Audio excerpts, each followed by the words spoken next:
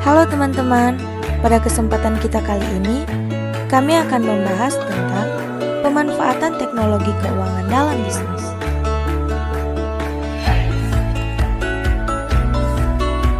Vintage. Vintage adalah singkatan dari finansial teknologi yang berarti teknologi keuangan. Vintage adalah inovasi teknologi yang dikembangkan dalam bidang finansial sehingga transaksi keuangan bisa dilakukan dengan praktis, mudah, dan efektif. Manfaat vintage di Indonesia. Yang pertama, transaksi keuangan jadi lebih mudah. Poin pertama manfaat vintage adalah transaksi keuangan menjadi lebih mudah. Ketika akan melakukan transaksi finansial, Anda tidak perlu lagi ke rumah atau pergi ke bank untuk melakukannya. Hanya melalui ponsel pintar, segala aktivitas keuangan bisa diselesaikan. Pastinya hal ini memudahkan masyarakat. Yang kedua, akses pendanaan lebih baik. Berkat vintage, teknologi keuangan berkembang pesat hingga menjangkau berbagai kalangan masyarakat. Hal ini mengakibatkan semakin banyak orang memahami cara mendapat bantuan pendanaan untuk menunjang kegiatan-kegiatan harian mereka. Yang ketiga, taraf hidup masyarakat meningkat. Poin manfaat vintage saat ini masih berkaitan dengan manfaat sebelumnya. Setelah masyarakat mendapat akses pendanaan lebih baik, maka masyarakat bisa menggunakan dana tersebut guna membiayai aktivitas konsumtif dan produktif mereka. Akhirnya, taraf hidup dan kesejahteraan hidup mereka pun meningkat. Yang keempat, mendukung inklusi keuangan. Manfaat vintage yang keempat adalah mendukung peningkatan inklusi keuangan masyarakat. Yang dimaksud inklusi keuangan adalah keterlibatan masyarakat dalam transaksi ekonomi, mulai dari jual beli, iuran sampai simpanan pinjam. Kemudahan teknologi vintage telah menjembatani berbagai transaksi ekonomi tersebut, sehingga inklusi keuangan pun makin meningkat.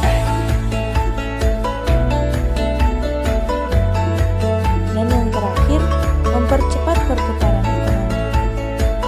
Manfaat vintage adalah mempercepat perputaran ekonomi.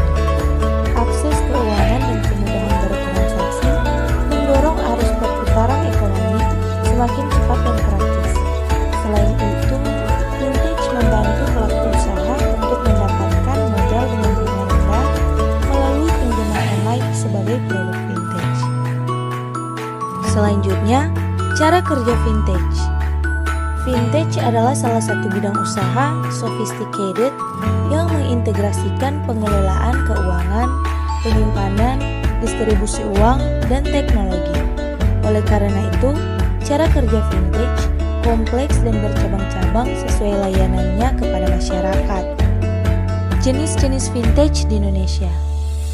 Perkembangan vintage di Indonesia mengakibatkan muncul berbagai jenis produk vintage yang membantu aktivitas keuangan dan menunjang kehidupan masyarakat. Berikut adalah jenis-jenis vintage yang berkembang belakangan ini. Yang pertama, peer-to-peer lending. Jasa keuangan yang menyediakan pinjaman dana untuk modal usaha atau memenuhi kebutuhan. Adanya contoh vintage ini membantu para pelaku usaha untuk memperoleh modal dengan cepat secara online.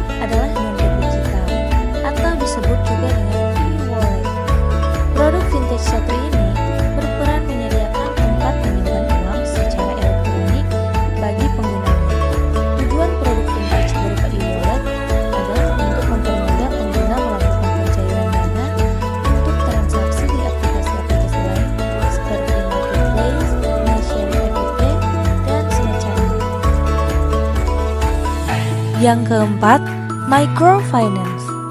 Microfinance merupakan layanan perusahaan vintage yang membantu masyarakat kelas menengah ke bawah untuk menunjang kehidupan dan keuangan mereka melalui penyediaan layanan finansial.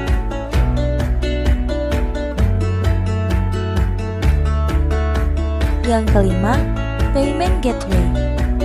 Payment gateway merupakan sistem vintage yang melakukan otorisasi pembayaran melalui transaksi online.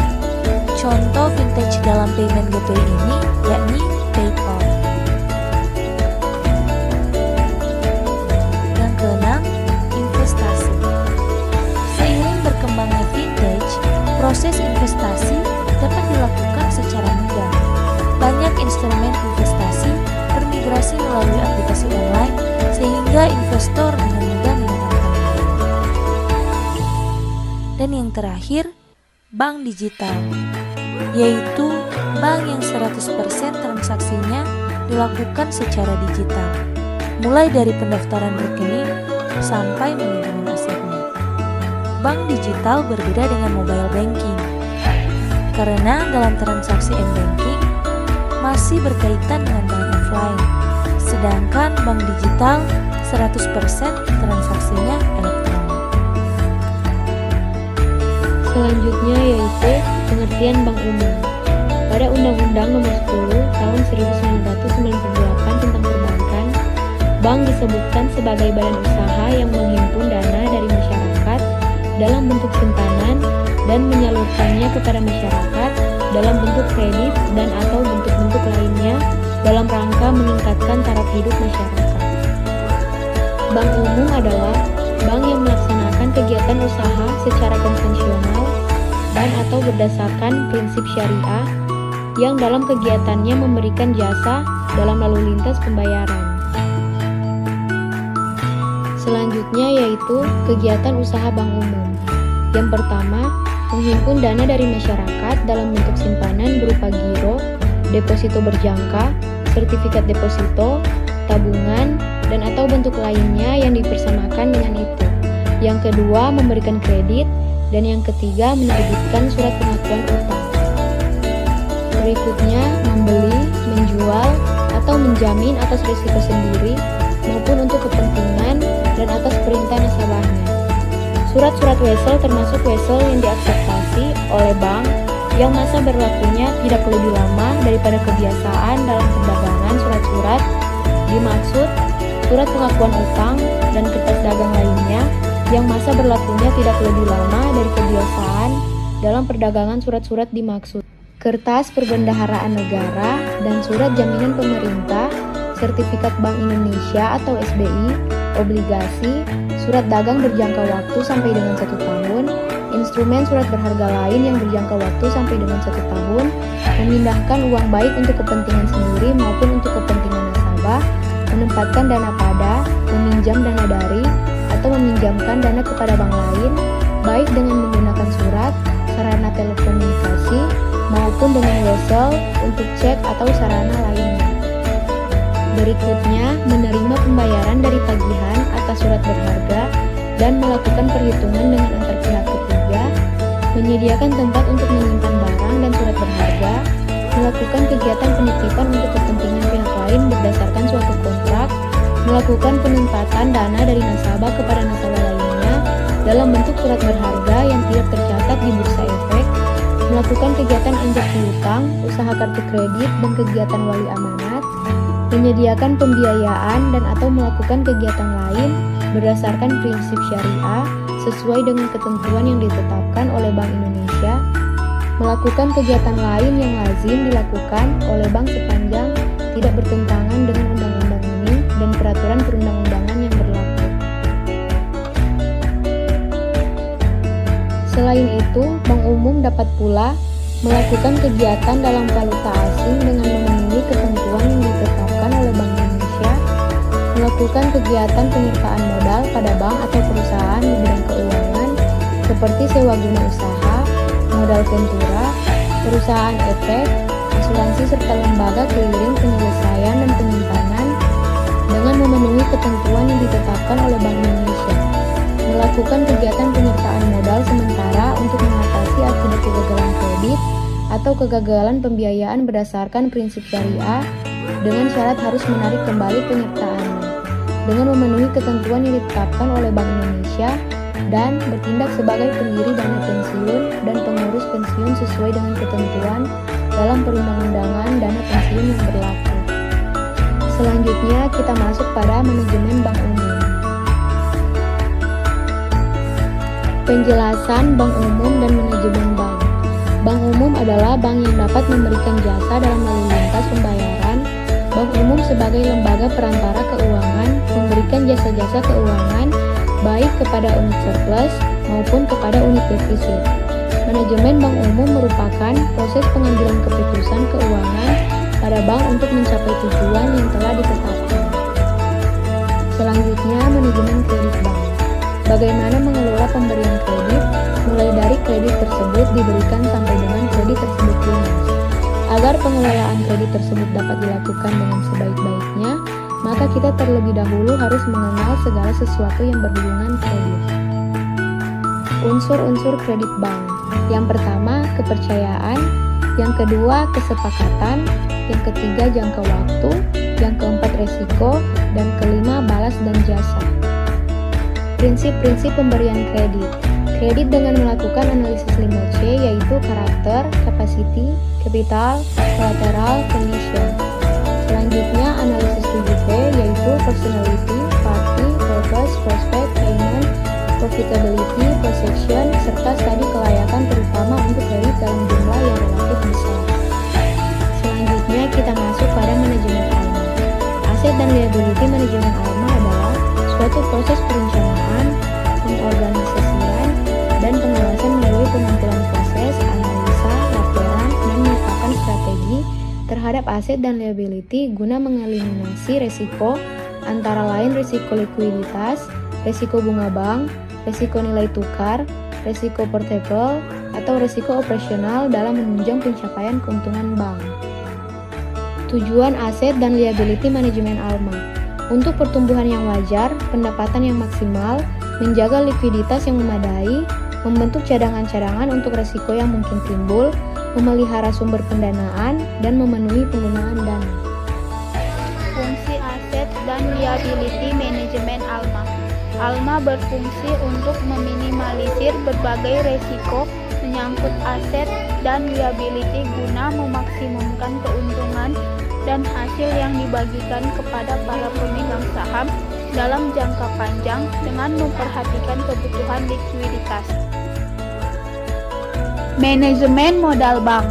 Modal merupakan salah satu faktor penting bagi bank dalam rangka pengembangan usaha dan menampung resiko, tetapi juga sebagai sumber utama bank dalam memproteksi pada deposannya.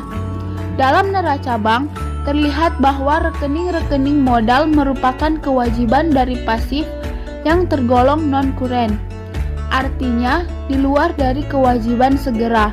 Tetapi modal merupakan kewajiban dari bank terhadap pemiliknya.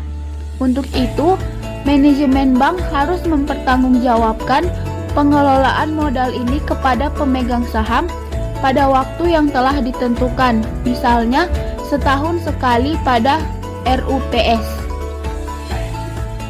Resiko-resiko pada bank umum. 1. Liquidity risk.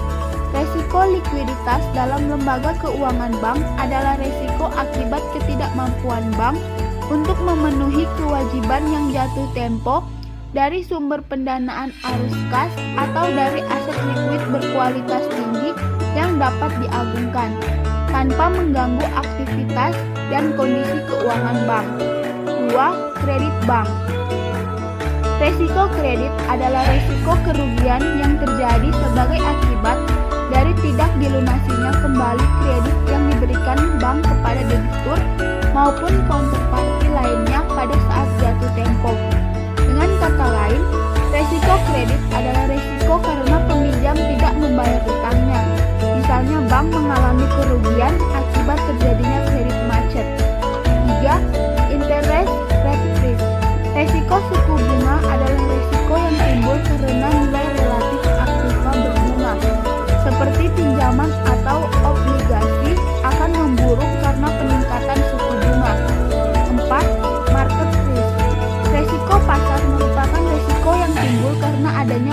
merupakan variabel harga pasar dari portofolio yang dimiliki bank, yang dapat merugikan bank. Resiko antara lain terdapat pada aktivitas treasury serta investasi, kegiatan pembiayaan dan pendanaan, serta pembiayaan perdagangan. 5. Foreign exchange risk. Resiko valuta asing merupakan resiko yang disebabkan oleh perubahan kurs valuta asing di pasaran yang tidak sesuai lagi dengan pengharapan, terutama pada saat dikonversikan dengan mata uang domestik. Lembaga keuangan memiliki peran pokok dalam proses pengalihan dana dalam perekonomian.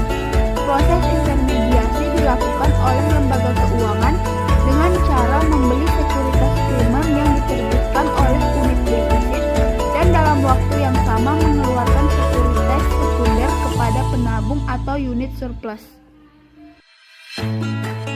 Bank Syariah. Pengertian bank syariah berdasarkan Undang-Undang Nomor 21 Tahun 2008 tentang Perbankan Syariah.